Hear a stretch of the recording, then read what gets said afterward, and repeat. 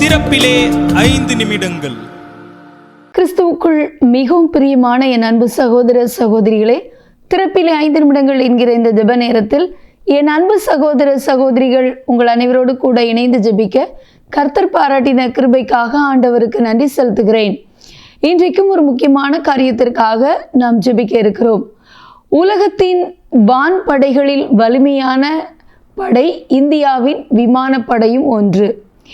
இந்தியாவின் விமானப்படையில் சுமார் 1,50,000க்கும் அதிகமான வீரர்கள் முழுநேர பணிகளில் தங்களை ஈடுபடுத்தி இருக்கிறார்கள். மட்டுமல்ல, 1,40,000 பேர் ரிசர்வாக எப்பொழுதும் அழைக்கப்படும்படி ஆயத்தமாக இருக்கிறார்கள். அது மட்டுமல்ல, 2,200க்கும் அதிகமான போர் விமானங்கள் மற்றும் ஹெலிகாப்டர்களை உள்ளடக்கி இயங்கி வருகிறது நம்முடைய விமானப்படை. அவ்வளவு ஒரு முக்கியமான விமானப்படையில் கடந்த சனிக்கிழமை அன்று காலை ஒரு மிகப்பெரிய விபத்து ஏற்பட்டிருக்கிறது.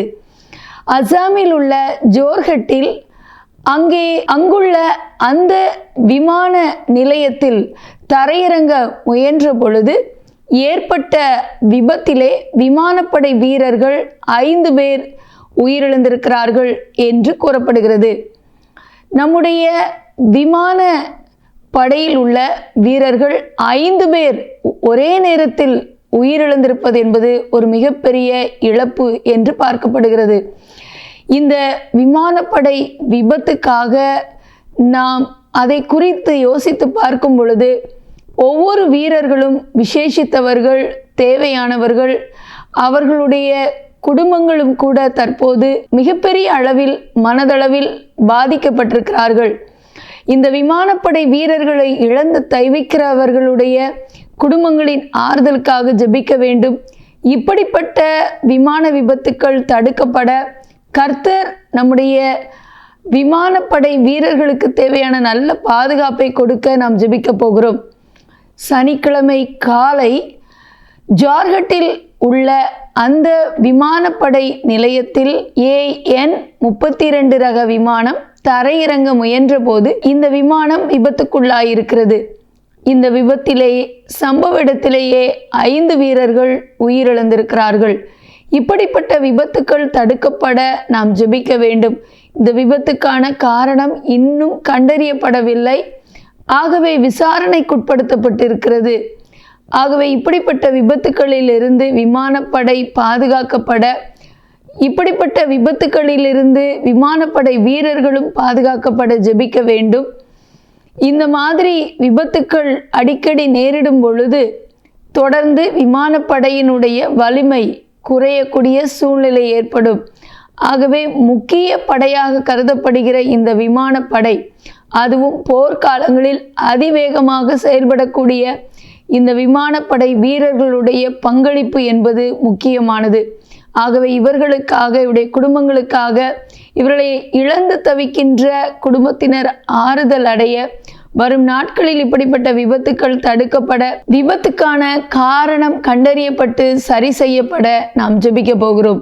ஜெபிக்கலாமா? எங்கள் அன்பின் பரலோக பிதாவே, ஆசீர்வதிக்கப்பட்ட இந்த நாளின் காலை வேளைக்காக நன்றியோடு துதிக்கிறோம், ஸ்தோத்திரிக்கிறோம். அசாமில் உள்ள அந்த ஜோர்ஹட்டில் விமானப்படை நிலையத்தில் தரையிறங்க முயன்ற பொழுது விபத்துக்குள்ளான அந்த போக்குவரத்து விமானத்திலே 5 வீரர்கள் பலியாகி இருக்கிற செய்தியை அறிந்து இதற்காக நாங்கள் பாரத்தோடு ஜெபிக்கிறோம். அப்பா ஆண்டவரே, இப்படிப்பட்ட விபத்துக்களில் இருந்து ஆண்டவரே எங்களுடைய விமானப்படை பாதுகாக்கப்பட நாங்கள் ஜெபிக்கிறோம். விமானப்படை வீரர்கள் பாதுகாக்கப்பட ஜெபிக்கிறோம். ஆண்டவரை, விபத்துக்களை உண்டு பண்ண போராடுகிற சத்துருக்களை அழிக்கப்பட ஜெபிக்கிறோம். எங்களுடைய விமானப்படையிலே முழு நேரமாக பணி செய்கிற 1,50,000க்கும் அதிகமான வீரர்களை உங்கள் கரத்தில் ஒப்பு கொடுத்து ஜெபிக்கிறோம். ரிசர்வாக பணி செய்கிற 1,40,000 பேரையும் உடைய கரத்தில் ஒப்பு கொடுத்து ஜெபிக்கிறோம். குடும்பங்களை உங்கள் கரத்தில் ஒப்பு கொடுத்து ஜெபிக்கிறோம். இவர்களுக்கு தேவையான நல்ல யுக்தி, ஞானம், ஆண்டவரே தகப்பனை விவேகம், ஆண்டவரே அந்தந்த நேரத்திலே ஆண்டவரே சமயத்துக்கு ஏற்றாற் போல செயல்படக்கூடிய விசேஷத்தை கிருபையை கொடுத்து பாதுகாப்பை கொடுத்து வழி நடத்துங்க. நல்ல பிரயாண பாதுகாப்பை கட்டளையிடுங்க. ஆண்டவரே, ஒவ்வொரு விமானங்களிலும் இயேசுவின் ரத்தம் தெளிக்கப்படட்டும். ஆண்டவரே தகப்பனே, எங்களுடைய ஆண்டவரே வான் படையானது உலக அளவில் வலிமையானதாக இருப்பதற்காக உமக்கு நன்றி செலுத்துகிறோம். ஆண்டவரே, தொடர்ந்து இதில் உள்ள வீரர்கள் இன்னும் அதிவேகத்தோடு ஞானத்தோடு செயல்பட ஞானமுள்ள ஆவியை கொடுத்து வழி நடத்துங்க. எங்களோட ஜெபத்தில் நின்றிருக்கிற எல்லா சகோதர சொல்லையும் ஆசீர்வதிங்க. இயேசுவின் நாமத்தில் பிதாவே, ஆமீன். தொடர்ந்து ஜெபியுங்கள். கர்த்தர் தாமே எங்களை ஆசீர்வதிப்பாராக. ஆமீன்.